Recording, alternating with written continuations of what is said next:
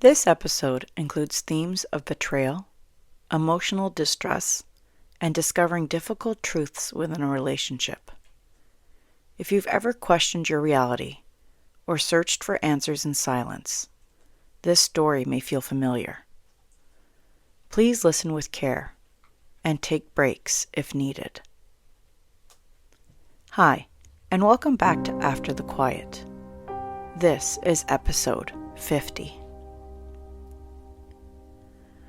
When he told me he needed a few nights away to think about our relationship, something shifted in me.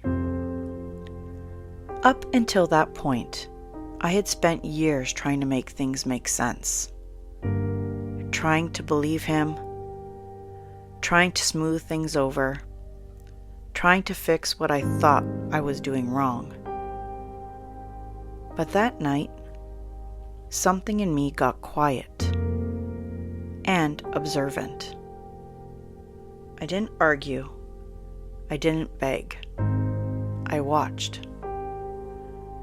And for the first time, I started looking for answers. Not from him, but from the truth. I logged into our bank account. I don't even know what made me do it. Maybe instinct, maybe intuition, but I started scrolling through transactions. And then I saw it. A charge from the LCBO. It had a store number attached to it. At first glance, it didn't seem like much. But something about it didn't sit right. So I looked it up. I searched the store number. And when I found the location, my stomach dropped. Because it wasn't near our home, and it definitely wasn't near his parents' condo. It was somewhere else entirely. I didn't say anything. Not yet. I told myself I didn't have enough. That maybe there was an explanation. That maybe I was overthinking. The next day, I made a decision. His parents had left their car at our house while they were away and given me permission to use it, because I still didn't have my own car. So I packed up the kids, told them we were going to my mom's house for a swim. I dropped them off, and then I went to the condo. The place he had said he had been staying. I unlocked the door, walked inside, and immediately I knew. Nothing had been touched. Not a single thing. The sinks were dry, no water droplets. The beds were perfectly made, the blankets untouched. There was nothing in the fridge, nothing in the dishwasher, nothing in the garbage. It didn't look like someone had stayed there for a few nights. It looked like no one had been there at all. And in that moment, I knew. But even then, I still didn't say anything, because I told myself I didn't have enough proof. I told myself I needed certainty. I told myself I couldn't accuse him without being absolutely sure. So I stayed quiet. A few days passed, and just like before, everything seemed good again. We were organizing the basement together, laughing, talking. He was being affectionate. The version of him I had been hoping for was back. And I felt that familiar feeling rise up again. Relief. Hope. Maybe I had been wrong. Maybe my mind had been playing tricks on me. maybe things really were getting better. We even talked about having a movie night with the kids. Something simple. Something normal. That afternoon, he said he was going to the gym. The kids and I stayed home. We made a taco dinner together. Set the table, got everything ready, and then we waited. And waited. And waited.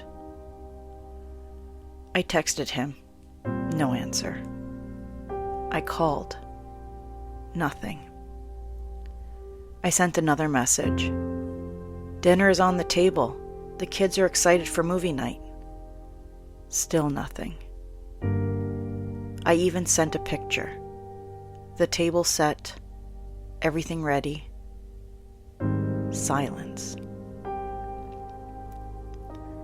And then my oldest son, because kids don't understand avoidance the way adults do, picked up his iPad and FaceTimed him. He wouldn't answer me, but he couldn't ignore his kids. So he answered. And when the screen lit up, everything became clear. He wasn't at the gym. He wasn't even close. He was dressed up, standing outside, in front of tall pine trees.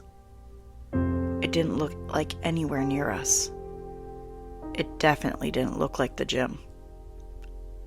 And in that moment, I didn't need any more evidence.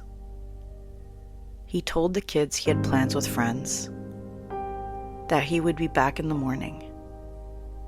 Just like that. No conversation, no warning, no consideration. I remember standing there, listening to him talk to the kids like everything was normal, and feeling completely blindsided. Again. And the hardest part was realizing how badly I wanted to believe him before that moment. How willing I was to ignore what I had already seen. The bank transaction, the untouched condo, the inconsistencies, all of it. I kept trying to make things better. At home, with the kids, with him. I thought if I created a space he wanted to be in, he would choose to stay. But looking back now, I understand something I couldn't see then. He didn't treat me poorly because I wasn't doing enough. He treated me poorly because I kept accepting it. Because I kept trying harder instead of stepping back. Because I believed that if I just loved better, things would change. But they didn't. This is after the quiet. And sometimes, the moment you start looking for the truth is the moment you realize how much you've been ignoring it. Please remember to subscribe to this podcast and share it with others who might need to hear my story. And also join me on Instagram at after.the.quiet.